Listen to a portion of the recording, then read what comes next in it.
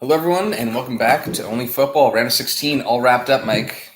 Did the tournament blow its load in that tournament? No, In that round, sorry? No, it didn't blow its load, but it's good for football. Not all the top teams made it, and that's why you watch football. And the Disney final could still be there. What's the Disney final, Mike? Switzerland, Denmark. Switzerland, Denmark, not England. I mean, then you have, Switzerland.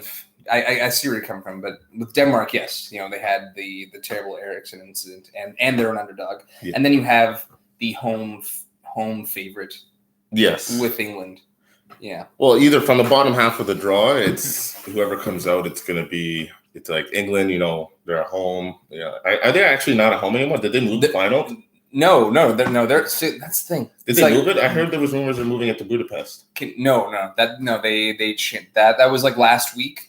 There was rumors of that, and then they confirmed. I think it's gonna be like 60,000 fans or something in England. In England, that's confirmed. So basically, going to the tournament, you had England getting the semis and the finals, having their group stage. A number of other countries also getting like their whole group stage at home, right? But England getting the semis and the final. Yeah. How did they get the round of 16? I know. So just give them the tournament. They have one. They have one match. It would have made sense during this pandemic, right? Absolutely. Because it's like, why going country to country when there's this virus going around that shut down the world? It was silly, anyways. But you should just moved it all into England and have it played at all the different cities, like Manchester, obviously London could have two stadiums.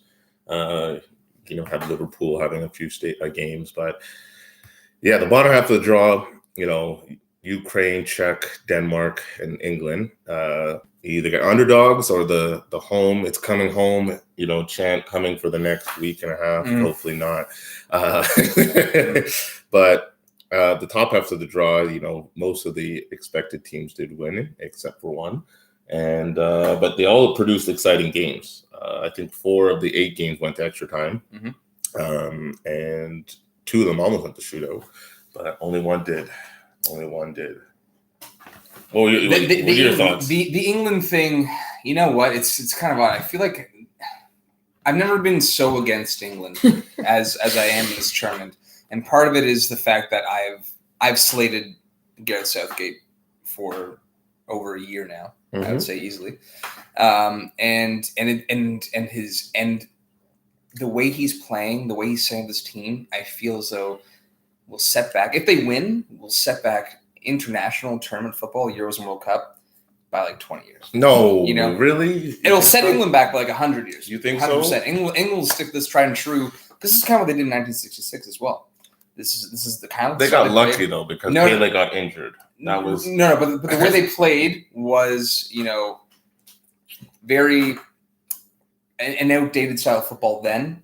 And the way they're playing now is works in tournament style. It's kind of what we've said for a long time now, and a lot of people agree, is that Mourinho should move to international football. Yes, and it's panning out.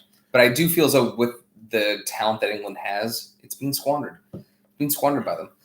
Well, by Southgate. Not as squandered as it was in previous year was Ericsson and other teams, right? Because that was what everyone figured the golden generation of English football was. I think you can make a debate now compared to back then. I think the talent is there. That he was more talented on paper. I think there is a debate to be had there. I would still think the but I mean, like, are you? That was a big thing with Ericsson. They shoehorning in Gerard Lampard. You had Beckham, you had Owen, Rooney. I know. You had Ferdinand. Yeah, like they had everybody. Yeah, for sure. Everybody. Yeah. It was just goalkeeping that they always lacked. That's what it was, goalkeeping. Well, now they got Tyrannosaurus Rex arms, Jordan Pickford, who showed up in the World Cup, and he's showing up. Yeah, he's big save against Werner. Let's just open up with that England-Germany match then. We're on it. Let's just stick with it. England didn't provide. They put you to sleep, and they gave up a few chances, and they escaped by the skin of their teeth. But that's England's game. It's like we're not going to give up too many chances. I don't even think they escaped by the skin of their teeth. Germany was underwhelming. They were, and it's unfortunate. When I said skin of the teeth, I was referring specifically to certain chances. one. Germany was 2. Werner in the first half. Yeah, that was a Havertz half like, chance. That's like Havertz half chance. Yeah, it was a good chance. What did England do up until they scored? Nothing. They did nothing. Nothing. They had that last chance. They're rope-a-doping people, man. They had the last chance at the beginning of the first half, or the end of the first half, I mean, and where it was a giveaway by Germany. A giveaway, and Sterling, tried to go do it himself, got the ball taken off, and went right to Kane, took a bad first touch. That was pretty much the only good chance England had that first half, but it was pretty boring game. It was like a dud compared to the games that happened, obviously, the day before, and even the other semifinals from quarterfinals. Round of 16 with Ukraine and Sweden. But Mike, I have to say, I saw what I could, but I'm getting skinned at work right now. I'm getting absolutely skinned in terms of not watching it. Cable shuts down again. It was slow enough that I would go out to the back with a few of the old boys and watch a few minutes and poke my head out and see what I could do, but I'm getting killed, man. I'm getting absolutely killed. I booked the semis and the final off before I went back to work, so I've got those. So, but quarterfinals, I don't work both days, and we'll see what happens there. But from what I saw, it's England, same shit, man. It's working. They haven't conceded. Only scored 4 goals, and it looks like a walk to the final. It does. That said, is my predictions, Mike. Oh, I know. I was 3 for 3 on you last week. Yep. Czech, England, which I hope you got. I was reluctantly picking England because I thought they'd win, but I was hoping you get that one. And Denmark. But I also said Czech, England semifinal, and England to choke against the underrated, underwhelming Czech. Heavy favorites on paper, at home, solidified at home for the semifinal. Just put the hands around England's neck. I don't know. We'll see. Czech have to beat Denmark. England still have to beat Ukraine, which everyone should see coming. But other than that, it's just the easiest walk they'll have to the finals. So they have to capitalize on it. They got pretty. That's why I love it. That's what makes it so sweet to me. The pressure is going to get to them. Oh man, it fucking better because there's something.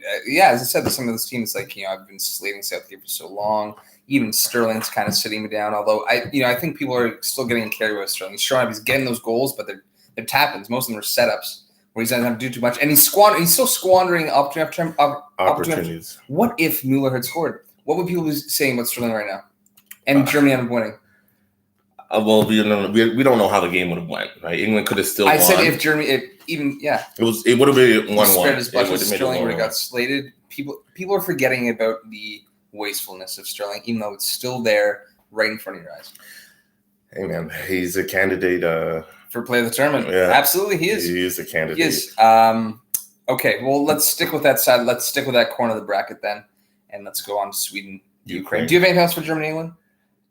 No, I think the better team, from what I saw, did win. I will give England. I think based on the setup and how Southgate wanted that match to go, absolutely. I think throughout the match, Germany had their more chances, but you give up chances here and there. Pickford's been great for England. You can say what you will at club level, but he's been very good for England in 2 major tournaments. Yep. And good on him because he gets a lot of flack. Sterling gets a lot of flack. He's showing up. Well, every English player gets flack, right? They're English. They are the Leafs. To me, they're the Toronto Leafs of international football. Southgate.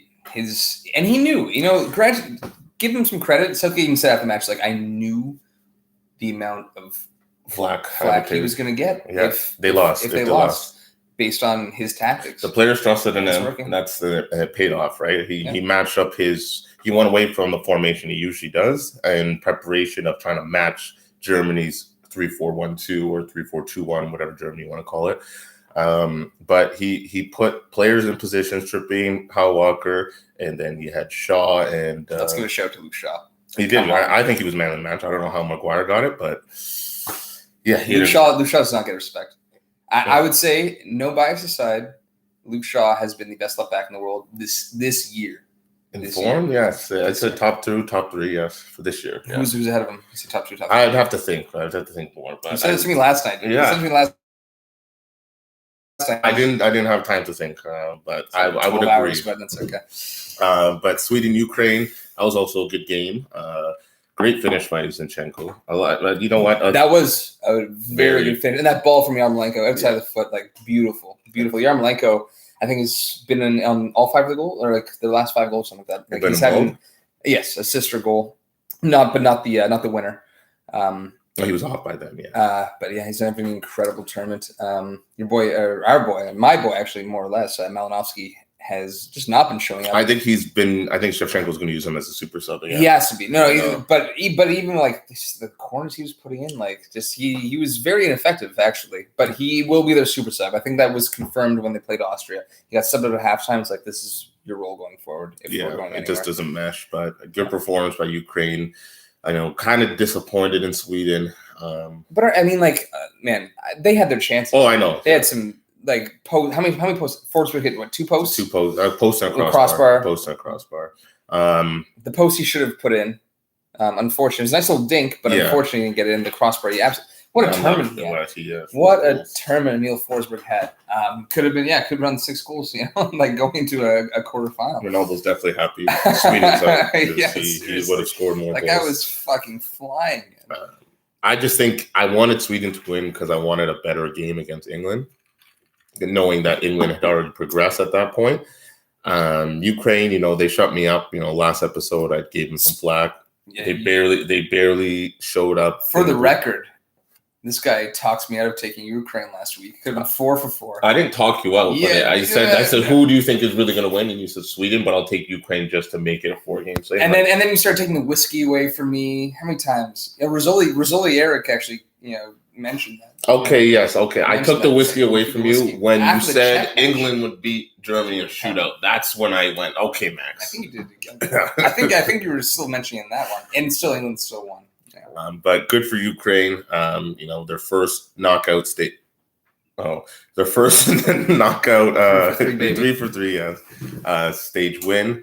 In any international tournament, right? I'm pretty sure. Yep, it's for some of for some of the quarters, quarters, and now they faced the heavy favorite now. It's England because of their draw.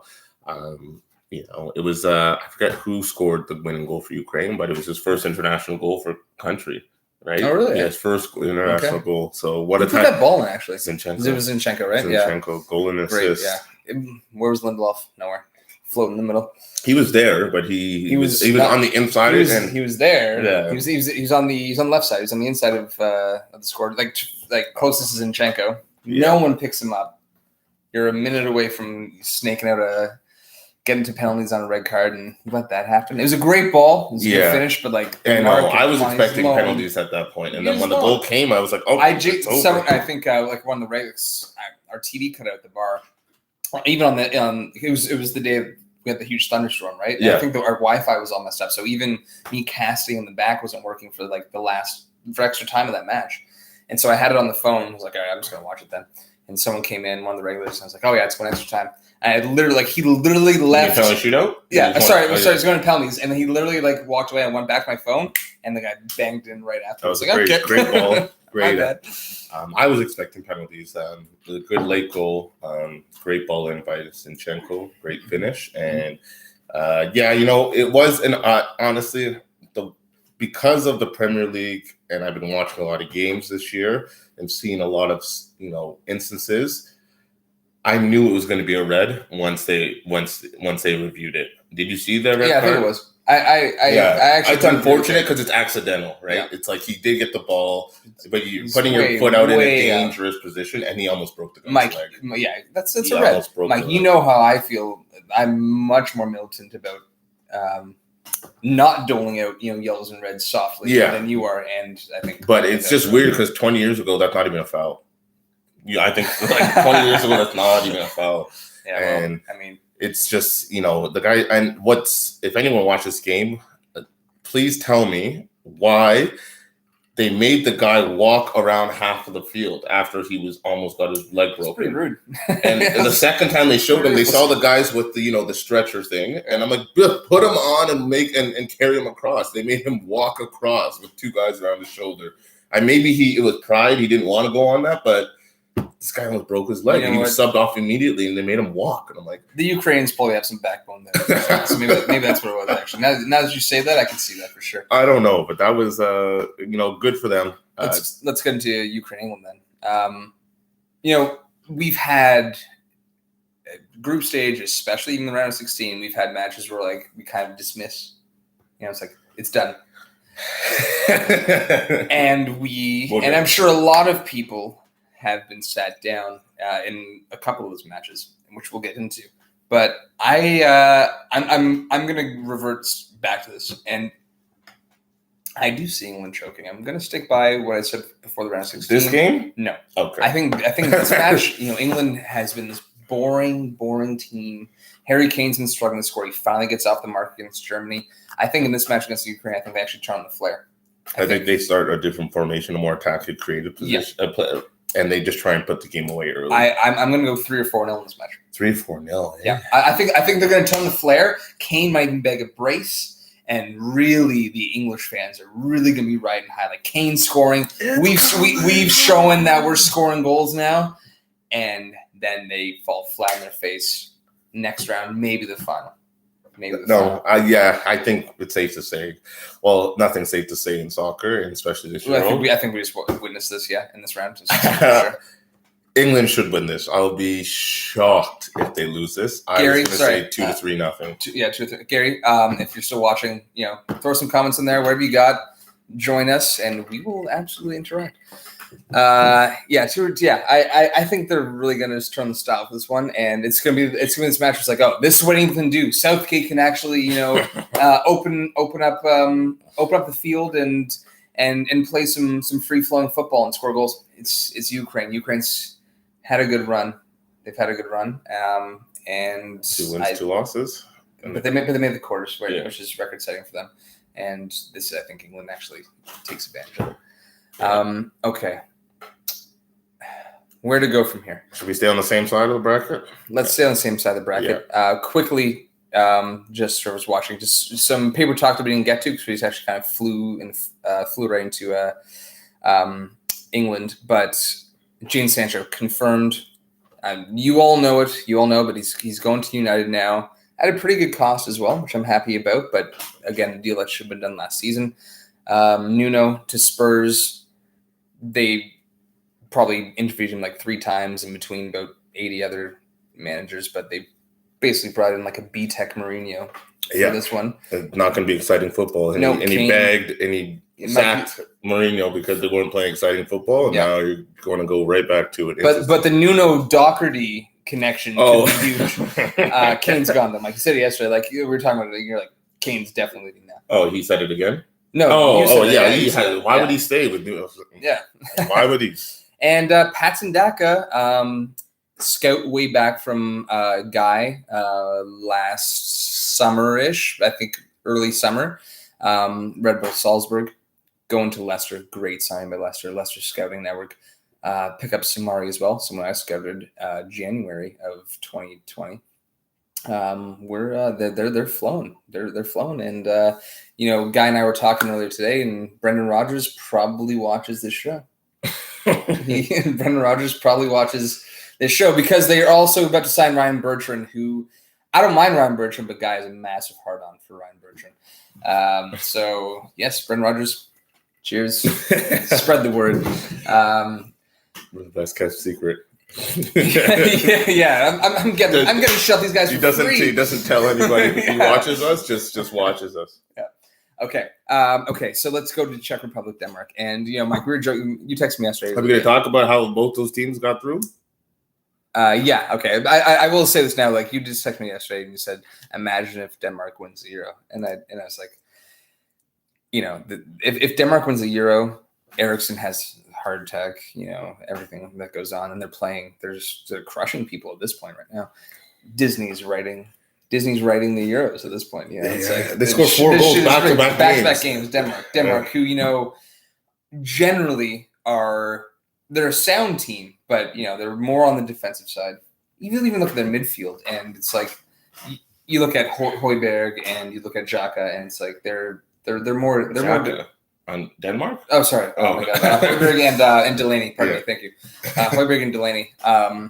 And more defensive. Like they're capable of creating, but they're still defensive, and they're flowing right now, man. They are. They're riding high, and they found their stride. Even against Belgium, like that game. Yes. Even though they lost that match, that was the turning point for them for sure. Yeah, it was a great effort. They came in here and smashed Wales. They don't even look like they should belong on the same field. 4-0, right? Yep. I will say that Wales in the first 25 minutes, it was a very entertaining match. I would say, like, especially for me, it was entertaining kind of all the way through in a weird way, just because of how Denmark were playing and there were goals to be had. But I would say in the first half an hour, Wales were giving it.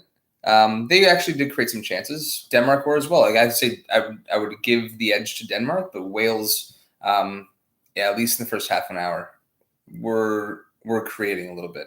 I didn't see the game, but I just saw when it was 2-0. I was like, all right, it's done. It's done. Yes. Kudos to Denmark. Czech Republic also pulling the upset against the Dutch. That was 2-0. I know it wasn't an upset in your eyes, but honestly, the game turned. The game turned in 1 minute. In 1 minute, they could have been down 1-0. Mullen does everything right. It does all the hard part. Now he's through one-on-one on goal. Tries to dribble the keeper. Keeper comes out, grabs it from his feet. Big opportunity wasted. Literally 30 seconds later, he throws it downfield. They get their attack. Then, okay, we were talking about this with my friends, soccer. Was there an argument to be had? Because that was a red card. Oh, I know. But there was an argument on if Schick, would you call a foul on Schick? I know De Ligt slipped, but he was over him and did deny him from getting up from his recovery. Absolutely not, because this falls into the same category for me. You see this all the time when a defender's the last man back and they feel any kind of presence, let alone contact, and they will drop to the ground. I know, but he did slip, so that's how he originally fell. So that's how he fell. So it's a foul. I'm not saying it's not foul, but he was trying to get up and Schick was on his back. So denying him from getting up. So that is where the foul. You watch it again. You'll see it differently. Once he hits the ball with his hands, it's a clear red card. It's a clear red card. No, he slips and that's it. And end of story. Because he slips, nothing else he does is just because he slips. No, but Schick did not put that much pressure on him. He did. He did deny him from getting up. I will admit that. Like, you have to go back and watch it. But all that happened in 1 minute, and that's where the game changed. It did change. Obviously, that completely changed the match. I will watch that again.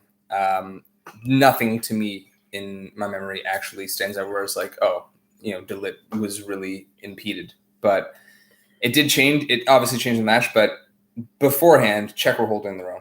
Yeah, the Czech Republic were absolutely holding their own. Couple of chances either way, marginally. Netherlands didn't have a shot on goal in the first half. No, they didn't. They did have a good chance when the ball got knocked back across, and that was it. And it wasn't even a half chance. They didn't have a shot in that match. I mean, the stat is the Dutch had as many shots on goal as Frank de Boer had goals as Crystal Palace manager in 4 matches. 0. It's always the problem, Mike. The Boer? Always a problem. Frank de Boer, absolutely. Yeah, and he steps down. Frank de Boer is gone. He is gone. Yeah, he stepped down immediately. And it was a bad showing. It was a bad choice by the Dutch FA. Just because that one game? No, Mike. I've been saying this for a year. Yeah, I know. I've been saying this since he got there. It was It was a mistake. Sure. Fine. What do you mean? Sure.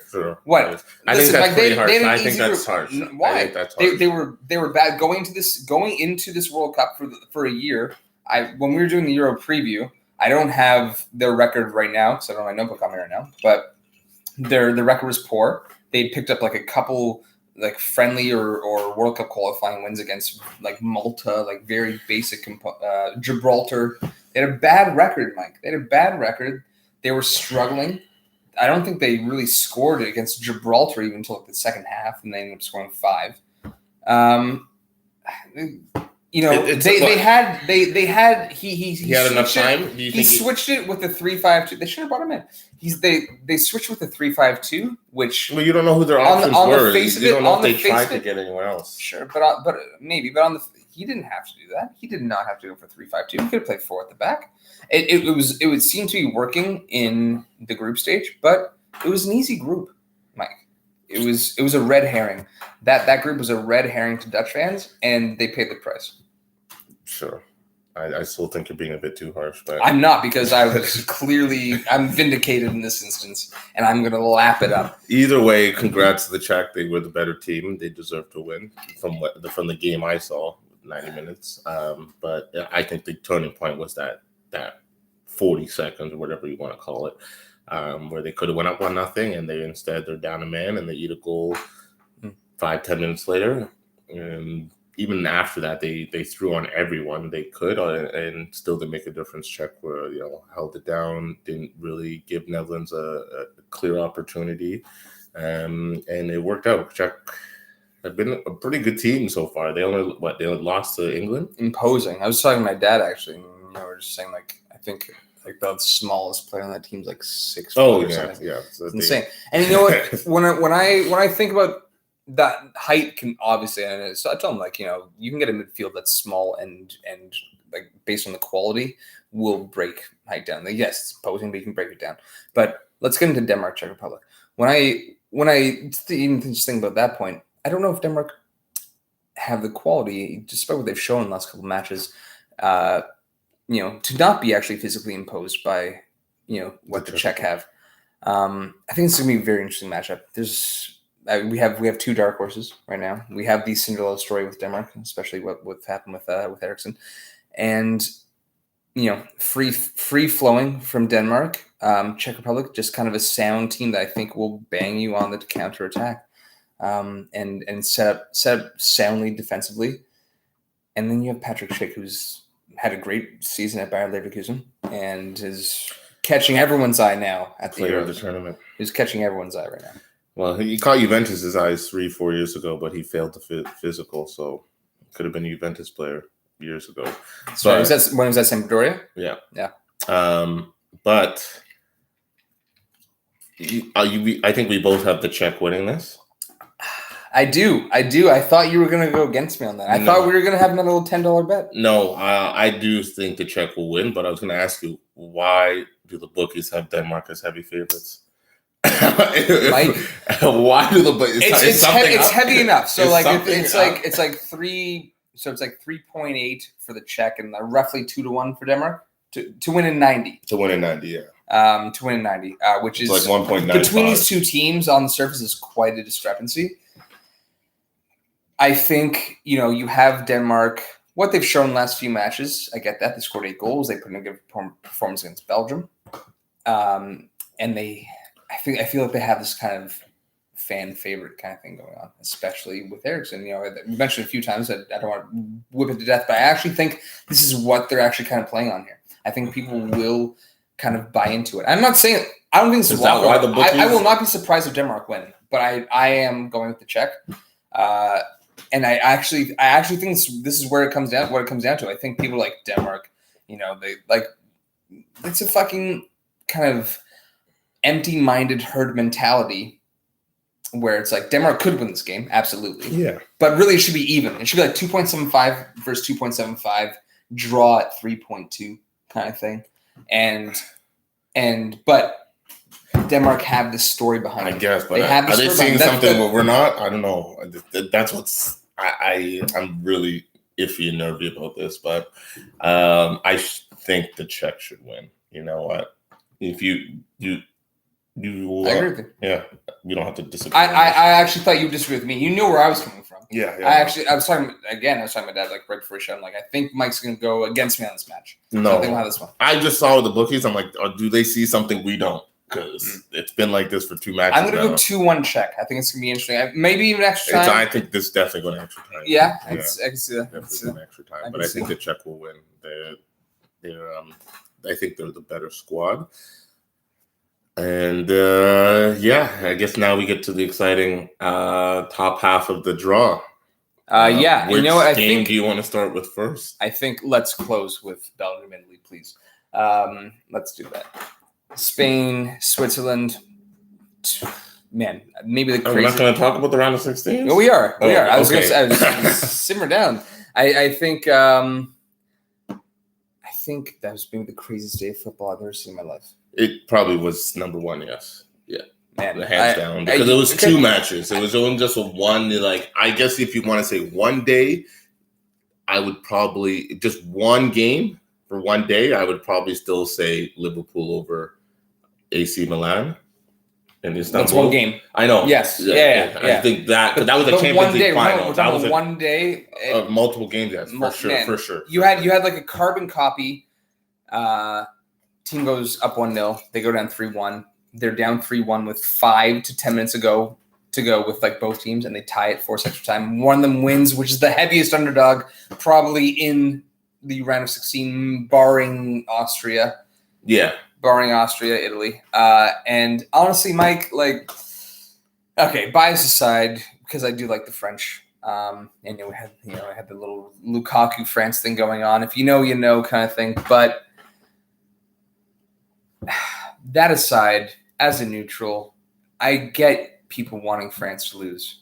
England fans aside, other favorites. I don't think everyone wanted France. That's what I'm saying. I think wanted France to lose because they're the favorite. They're the favorite. That's what I mean. It's like, as a neutral, I think in the long run, and I spoke to a couple of people at this, and some of them agreed, is that you lose France so early in this tournament for Switzerland. It was an amazing match. I would have, if you got that match and France had won in penalties, that would have been, for me, ideal. I think for a lot of people, ideal, because then you had the Swiss like really like put up a great fight. They had this amazing comeback. It was an incredible match. You had these missed chances in extra time by Mbappe, who I messaged you before he scuffed that chance in like the 110th minute. I'm like, hot take, Mbappe sucks, and I love Mbappe. I love him, but my God, what an abhorrent tournament he had.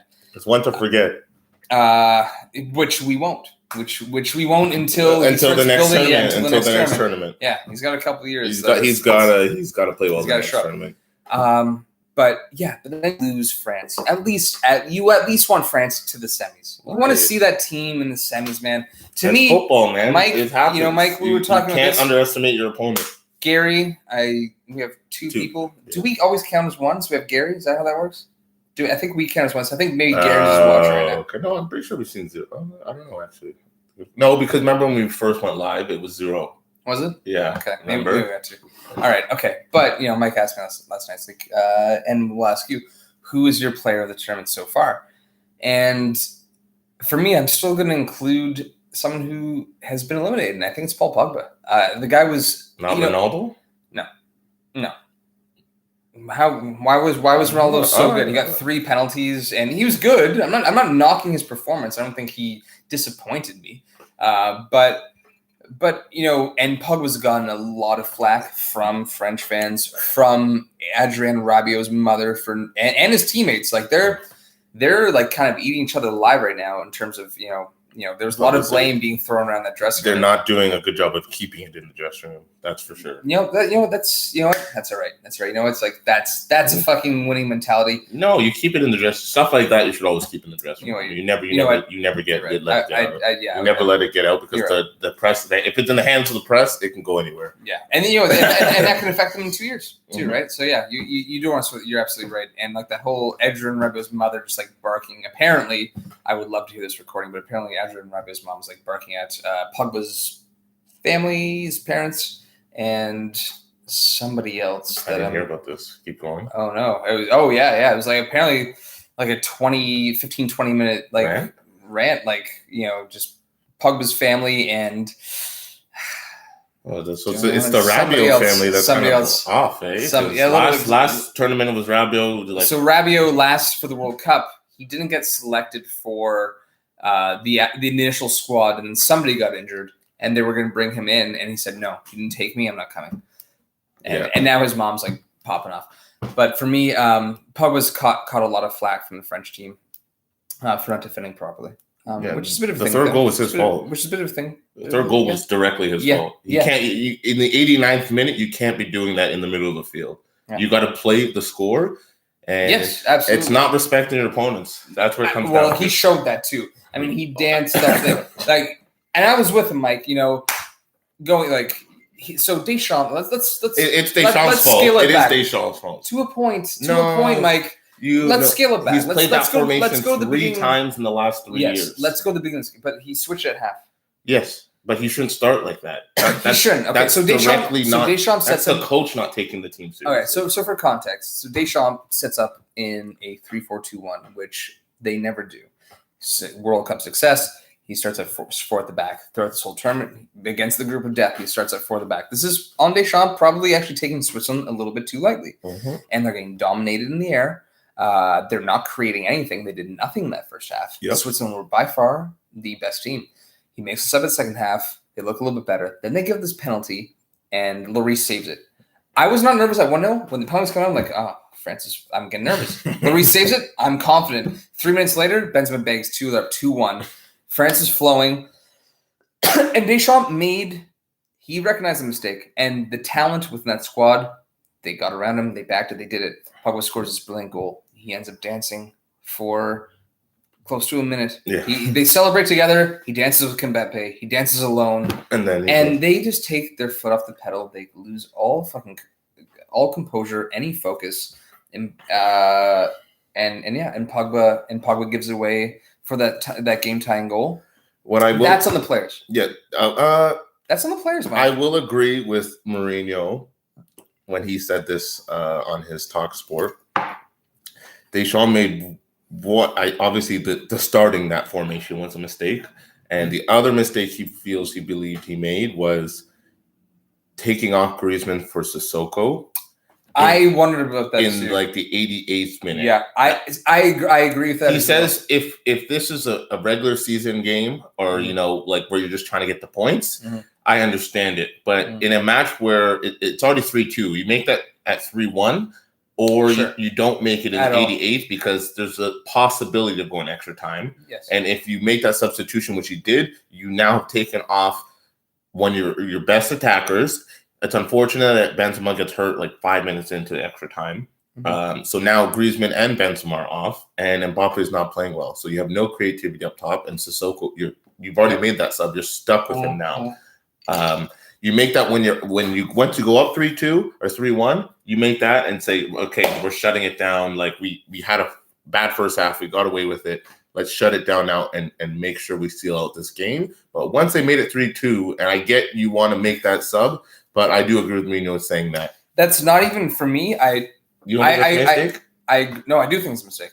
I do agree with Mourinho's point, but for me, I have always been a proponent of not making that kind of taking off your creative when you're up a goal, taking off your one of your creators that still offers a threat on the counter especially. For a defensive player when you already have a good defensive setup. Well, yeah, it's not even. It's like put in a defender, not down. I guess you already took off Longley, right? So you can't put in another defender. But at that point, don't put in a midfielder. Put in a defender if you're going to make that substitution, right? Because they got torched. I know Pogba gave it away, and then it was like a 4-on-4 or like 5-on-4. It was like a pretty like 3-on-3 rush, whatever it was. But who was it that he cut before finishing it? It was really bad defending on that part. I think it was Varane. It might have been Varane. Varane had a good game, but he also was.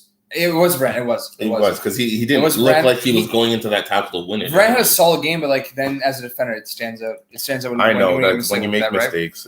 Right? But congrats to the Swiss. I think absolutely. We're complaining about the French. But I will say one thing. I do think potentially Mbappe got paid up by Coca-Cola. Oh my goodness!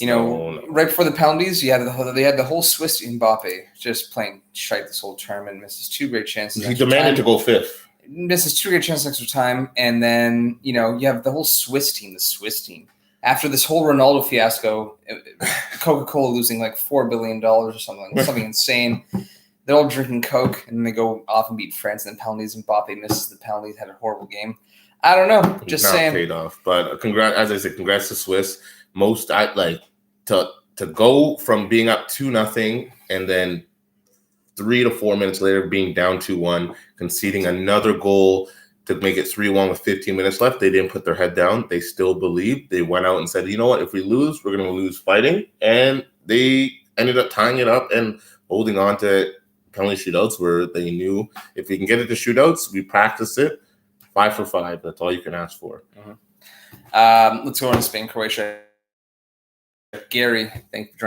France scored the nicest goal of the Euro I've seen, and then they should have subbed in Dude's mom. Bahaha. Nice goal of the tournament? I think second nice. Yes, I agree. Yes, Patrick Schick's goal against Scotland. But Pogba's his second. Pogba's second. Actually, no, Pedri's his second. I might have missed that. The own goal against Croatia. A bit of a cunt. But that was funny, man. Because you're a bit of a cunt. Oh, okay. Relax. I am relaxed. I love you. Yes, I did. Okay. On to the other exciting game that day. Which opened that day up. I mean, I think for me, and I think it's maybe we could see extra time in this, but not at 3-3. Maybe like a 0-0. Oh, yeah, it would have been 1-1. Yeah, definitely not 2-2. I thought if it went to extra time, which I bet on, I thought it would be 1-1. Yeah, and Spain to win. Congratulations. Very nice. 10-1. Congrats. Let me shake your hand, sir. It's lucky. And I couldn't get that Morata bet in time. Because I said it in my soccer group after I said it to you. I texted you and I said it in the soccer group, and Morata scored literally 20 seconds after I said it. He texted, so Mike, so the breakdown of the match again was, Croatia goes up 1-0 off that horrible own goal. But you know what? Okay, we'll get there. Unai Simon really made up for it. He really atoned. He lets in the worst own goal easily of the tournament. There's no question about that. But great save in the second half when it was 3-1. Still, gets his hand down. Gets his hand down. I think that was when it was 2-1. Actually, I think that was when. Oh, it was 2-1. Okay, yeah. Maybe it was 2-1. Yeah, maybe you're right. And then in extra time when it's 3-3.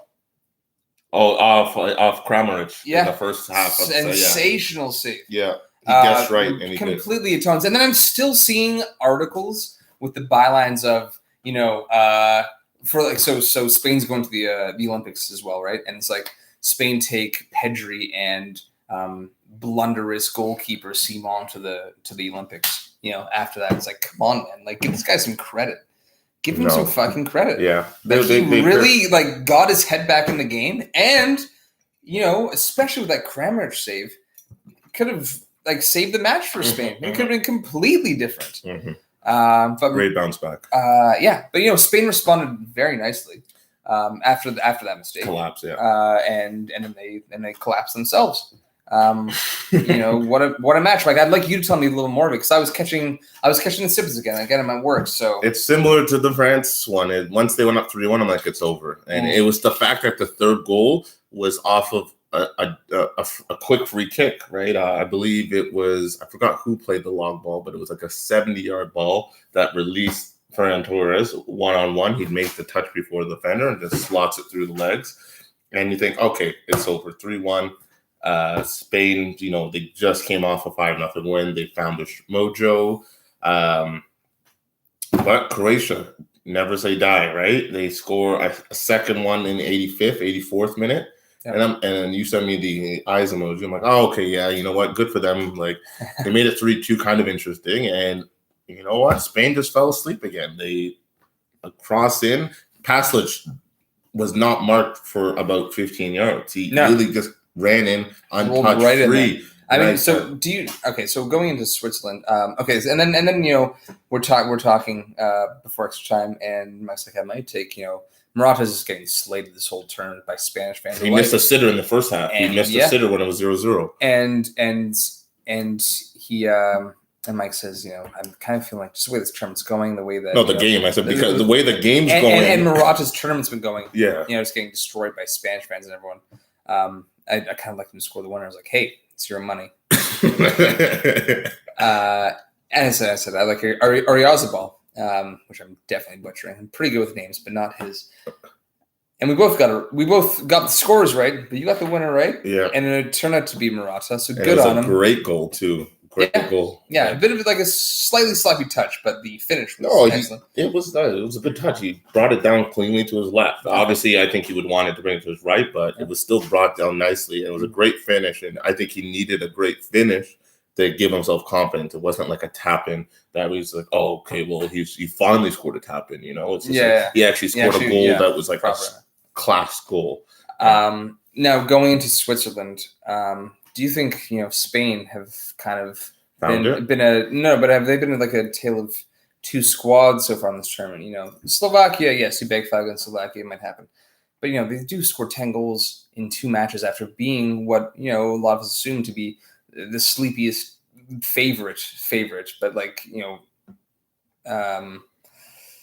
was gonna say overdog, which is not right, but big team in the tournament after 2 matches, it's really just putting people to sleep. I think they're going to revert back to like it's always possession based, but like possession based where like they're not really creating much, and they're making sure that they're not going to give up chances against Switzerland. I think I'm going like 1-0 Spain here. I think it's going to be a very Switzerland, I think, are missing 2 or 3 of their starters because of yellow cards. Jacques out? Yeah, Jacques is one of them, and I believe Elvedi, I think, is another one, and I think there's another one. But they were without 2 or 3 of their starters for this. Spain have found their stride at the correct time. Enrique said it best, right? They're a champagne bottle ready to pop, and they popped 10 goals in 2 games. So hopefully they didn't waste those goals and, save them for when they actually need it. They're obviously thanking the stars that they don't have to face France. And now I think they actually might think that they could actually do it. It's like semifinals, you get there. Anything can I get a little bit of credit here? Again? What, for Spain? Yeah. Pre-tournament, I said, Spain might be this team that we're kind of sleeping on. If they win. Even semis. If they have to win, it changed because France got knocked out.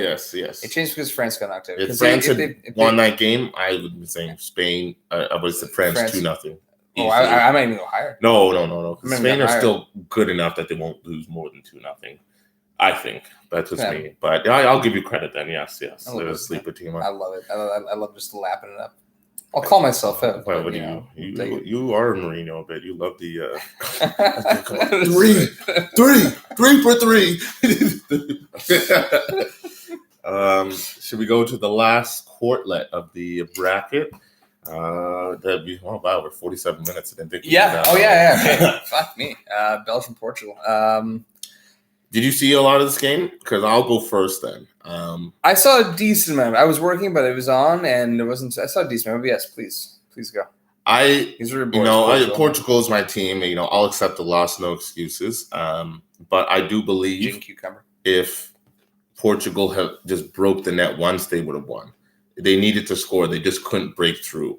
And Belgium only had 2 shots or so, 1 shot on target in 2 attempts or 3 attempts. Based on 24 for Portugal? Yeah. The goal expectancy for Portugal was 1.75, and the goal expectancy for Belgium was like 0.3. But yet Belgium win 1-0. We did say before the tournament, I think they missed their window, their golden generation window of but this Belgium, that is. Belgium, yeah, it is, and it, I'm glad that they won. Obviously, I'm not glad because I wanted Portugal to win, but I didn't think it was an unfair result. So I will give them the credit. But with Hazard out and De Bruyne is more guaranteed out than Hazard is. I think they're both going to miss it, but Hazard did like half training. Half a session. De Bruyne did not show up, so I think De Bruyne's definitely out. Italy, they had a tough one against Austria. Austria really showed up in that match, and I don't really want to say Italy necessarily played that poorly. I was just extremely impressed with Austria in that match, but Italy dug deep and the quality showed. And in the long run, Austria was just gassed. Yeah, and half a yard away from winning, or possibly winning. But the depth, yes, that's true. But the depth of Italy showed, and they've they've been very good in this tournament. And you can look at it and it's like, is there a little bit of a blip in the road with Austria? But I think they kind of, we're talking about like maybe they kind of got the bad game out of the way, and they still got to win. And for me, again, I don't think they were that bad. I was just, again, really impressed with Austria. Quick question. Yes, do you please. think a reason why Italy was not as good as they were in the group stage was because they started Verratti over Locatelli? Perhaps. I love Verratti, and you know what? Locatelli to me has been the gem in that tournament. I think we were discussing this pre-tournament, and if Verratti was healthy, I don't know if you agree with me, but I kind of wanted Locatelli and Verratti to be starting. And Jorginho.